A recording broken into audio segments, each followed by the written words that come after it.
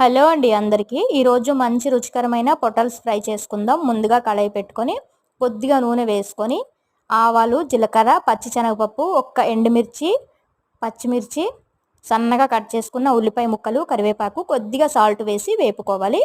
ఇది వేగిన తర్వాత శుభ్రంగా కడిగి పెట్టుకున్న పొటల్స్ ముక్కలు అందులో వేసుకోవాలి. అందులోనే ఉప్పు, పసుపు వేసేసి బాగా కలుపుకోవాలి. ఉప్పు వేసిన వెంటనే నీరు అనేది వస్తుంది. ఇలా చక్కగా కలిపేసి మూత పెట్టుకోవాలి. గ్యాస్ మీడియంలోనే ఉండాలి. ఈ వాటర్ అంతా ఇంకిపోయిన తర్వాత గ్యాస్ సిమ్లోనే పెట్టేసి సగంకు పైన వేగిన తర్వాత కారం వేసుకొని మరొకసారి బాగా కలిపేసి ఇంకా మూత పెట్టకుండా అలానే వదిలేసి మధ్య మధ్యలో కలుపుతూ నిదానంగా ఫ్రై చేసుకోవాలి. చాలా బాగుంటుంది.